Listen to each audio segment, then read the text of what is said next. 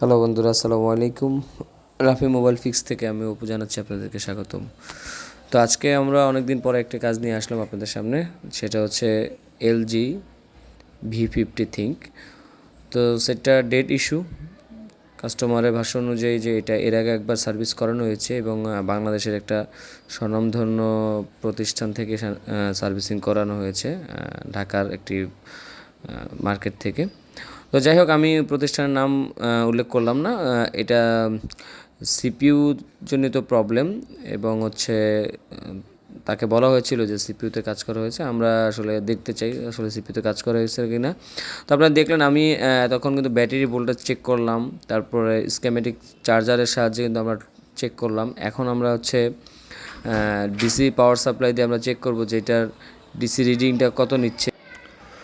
তো আপনারা এর আগে দেখেছিলেন যে যখন আমরা স্কেমেটিক চার্জার এটা ইন করেছিলাম তখন 0.1 টান ছিল এম্পিয়ার, এবং হচ্ছে আমরা এখন পাওয়ার সাপ্লাই দিয়ে যখন এটাকে ডিসি পাওয়ার সাপ্লাই দিয়ে চেক করার চেষ্টা করছি, এখানে দেখতে পাচ্ছেন যে 128-29 এই রিডিং উঠে কিন্তু এটা স্টক হয়ে গিয়েছে। তার মানে মোটামুটি শিওর যে এটা র্যাম ইস্যু এবং সিপিইউ জনিত ইস্যু।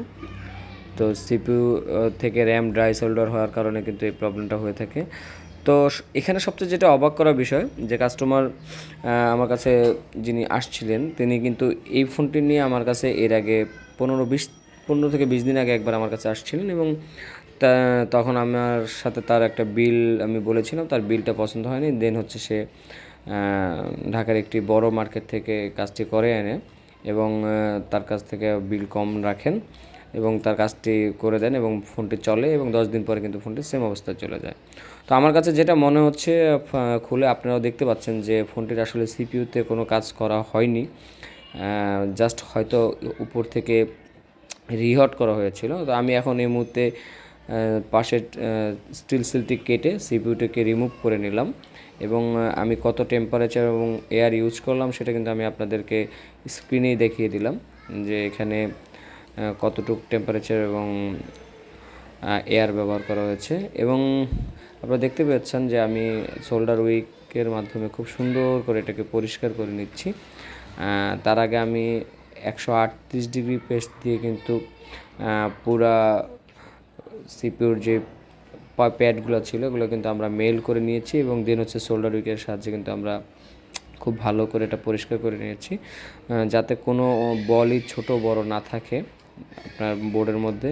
এবং আমার কাছে মনে হচ্ছিলো যে আরও দু একটা বল ছোটো বড় আছে, এই জন্য কিন্তু আমি আলাদা করে ছোট্ট করে সোল্ডার উইক কেটে তারপরে সেটা দিয়ে কিন্তু আমরা এটাকে পরিষ্কার করে নিচ্ছি। এবং সেক্ষেত্রে টেম্পারেচার ছিল 350 এবং এয়ার ছিল 40। তো এভাবে খুব সুন্দর করে ক্লিন করে নেবেন। বন্ধুরা মনে রাখবেন যে আসলে কাজে যদি স্বচ্ছতা এবং পরিষ্কার না থাকে তাহলে কিন্তু আপনার কাজ হওয়ার সম্ভাবনা পসিবিলিটি কমে যাবে।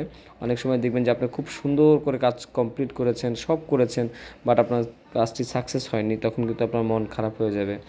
সেটার পিছনে অন্যতম কারণ হতে পারে যে আপনি ভালো করে পরিষ্কার হয়তো করতে পারেন নাই, বা কোনো একটা ছোট্ট ময়লা রয়ে গেছে। এখন আমরা সিপিইউ থেকে র্যামটিকে আলাদা করে ফেলবো। দেখতে পাচ্ছেন আমি একদমই খুব সূক্ষ্মভাবে আমি কিন্তু সিপিইউ থেকে র্যামটিকে আলাদা করে ফেলেছি।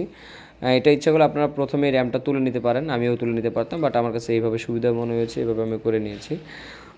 আপনাদের স্কিল অনুযায়ী আপনারা সেটা কিন্তু করে নেবেন। এর মধ্যে দেখতে পাচ্ছেন যে আমি সিপিইউর উপরে যে অংশটা যেখানে র্যাম কানেক্টেড হবে সেটা অংশটাকে উইক দিয়ে খুব সুন্দর করে পরিষ্কার করে নিলাম। দেন হচ্ছে আমি সিপিইউর যে অংশটা সেটাকে পরিষ্কার করে নেব। তো ভিডিওটা কিন্তু একটা ভিডিও করতে গেলে কিন্তু অনেক সময় প্রয়োজন, একটা কাজ করতে গেলে মিনিমাম 1 থেকে 1.5 ঘন্টা সময় প্রয়োজন হয়। সেই ভিডিওটা কিন্তু আমরা 8 মিনিট থেকে 9 মিনিটের মধ্যে করে দেওয়ার চেষ্টা করছি আপনাদেরকে দেখানোর জন্য, এই জন্য অনেক কুইক করা হয়েছে। কারণ আপনাদেরকে হয়তো অনেকেই বলতে পারে যে খুব দ্রুতই কাজ করা যায় এত সময়ের মধ্যে। আসলে কাজ জিনিসটাই এমন যে আপনাকে সময় দিতে হবে কাজের পেছনে, এবং যদি আপনি কাজের প্রপার রেজাল্ট পেতে চান তাহলে অবশ্যই আপনাকে কাজের পেছনে সময় ব্যয় করতে হবে এবং কাজটা আপনি আস্তে করতে হবে। আমি মান্টের 183 ডিগ্রি যে পেস্টটা ওটা কিন্তু ইউজ করতেছি, এবং ওটাকে একটু শুকানোর জন্য আমি যেটা আছে ওয়াইপ পেপার, কাপড় টিস্যু যেটাকে বলা হয়, সেটাতে আমি মুছে নিলাম। দেন হচ্ছে আমি আইসিটাকে রিভলভ করলাম, এবং আপনি যদি আইসি রিভলে স্কিলটা আপনি ডেভেলপ করেন তাহলে কিন্তু আপনি ইনশাল্লাহ এক চান্সেই আইসি রিভল করতে পারবেন। আইসি রিভলিংয়ের পরে কাটার কোনো প্রয়োজন হয় না। তারপরেও যদি বল ছোটো বড়ো হয়ে যায় তাহলে অবশ্যই আপনাকে কেটে নিতে হবে।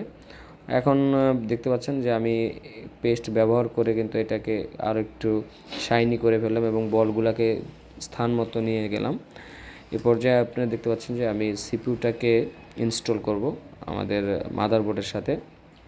এবং সিপিইউটা যখন ইনস্টল করবেন তখন অবশ্যই সিপিইউর যেই দিক নির্দেশনা আছে, যেই ডট চিহ্নটা কিন্তু অবশ্যই মেনটেন করে এবং সিপিইউটাকে কিন্তু প্রপার জায়গায় রাখবেন। এবং টেম্পারেচার এক্ষেত্রে আমি 350 এবং এয়ার 60 রেখেছি, আপনারা অবশ্যই স্ক্রিনে দেখতে পাচ্ছেন।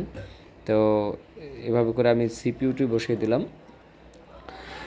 বন্ধুরা, যারা টেকনিশিয়ান বন্ধুরা আছেন তাদের জন্য তো অবশ্যই ভিডিওটা, আর যারা আমার শুভাকাঙ্ক্ষী আছেন তাদেরকে আমি বলতে চাই যে আপনারা যদি আপনাদের ফোন সার্ভিসিং করাতে চান অবশ্যই রাফি মোবাইল ফিক্সের সাথে যোগাযোগ করতে পারেন, কারণ রাফি মোবাইল ফিক্স একটা ট্রাস্টেড প্রতিষ্ঠান। এবং যারা ঢাকার বাইরে আছেন যদি কোনো আসতে প্রবলেম হয় আপনারা কুরিয়ারের মাধ্যমে কিন্তু আমাদের কাছে কাজ সেন্ড করতে পারেন। তো আমার সিপিইউটি ইনস্টল করা হয়ে গেছে এই মুহূর্তে, এবং আমি সিপিইউটিকে ইনস্টল করার পরে কিন্তু আমি কুলার ফ্যান দিয়ে কিন্তু ঠান্ডা করে নিলাম। আপনি হিট অবস্থায় কখনোই সিপিইউ বা যে কোনো আইসি হিট করার পরে হিট অবস্থায় আপনি এটাকে পাওয়ার সাপ্লাই বলেন বা আপনি অন্যান্য কোনো কাজ করতে যাবেন না, তখন কিন্তু ক্ষতি হওয়ার সম্ভাবনা থাকে। তো এই পর্যায়ে আমরা র্যামটিকে সুন্দর মতো রিভলভ করে নিলাম। আমাদের মান্টের যেই 183 আইসি পেস্ট আছে ওইটা দিয়ে আমরা কিন্তু করে নিলাম। তো এই মুহূর্তে আমরা সিপিইউর উপরের অংশটাকে একটু ভালো করে ক্লিন করে নিলাম এবং আপনারা দেখতে পাচ্ছেন খুব সুন্দর করে ক্লিন করা হয়েছে। এবং জাস্ট আমরা এখন র্যামটাকে বসিয়ে দেবো, ইনশাল্লাহ আশা করতেছি যে কাজটা হয়ে যাবে। তো র্যামটাকে বসানোর জন্য টেম্পারেচার 350 এবং এয়ার কিন্তু 50-তে দেওয়া আছে। তো মোটামুটি ম্যাক্সিমাম এসএমডি বলেন হটগান বলেন যেটাই বলেন সবগুলোতে কিন্তু এরকম টেম্পারেচার এয়ার দিয়েই হয়, হয়তো কিছুটা 19-20, সেক্ষেত্রে আপনারা অবশ্যই ইনস্ট্রাকশন ফলো করে নেবেন। তো আমি আবারও কুলিং করে নিলাম দেখতে পাচ্ছেন, এবং আমি উপরে একটা হিটসিল টেপ লাগিয়ে দেবো এই মুহূর্তে, যেহেতু উপরে যেই হিটসিন ছিল সেটা কিন্তু অলরেডি আগেই রিমুভ করা। তো হিটসিন টেপ লাগালাম বন্ধুরা আমরা, এবং ফোনটিকে আমরা অন করার চেষ্টা করব। হ্যাঁ, এবং দেখতে পাচ্ছেন যে ফোনটি খুব সুন্দরভাবে চার্জিং নিল এবং ইনশাআল্লাহ ফোনটি অন হয়ে গেল। LG V50, thank you. তো এই ছিল আজকের কাজ বন্ধুরা, যদি ভালো লাগে তাহলে আমাদের চ্যানেলটিকে সাবস্ক্রাইব করে রাখবেন এবং অবশ্যই শেয়ার করে দিবেন, কারণ আপনার একটি শেয়ারের মাধ্যমে হয়তো বা অন্য কারো উপকার হলেও হতে পারে। সাবস্ক্রাইব করে রাখলে হবে কি, আমরা যে ভিডিওগুলো নতুন নতুন আপলোড করব আপনারা কিন্তু সাথে সাথে পেয়ে যাবেন। আর যারা কুরিয়ার করতে চান অবশ্যই আমাদের নাম্বারে কন্ট্যাক্ট করে কুরিয়ার করে দেবেন।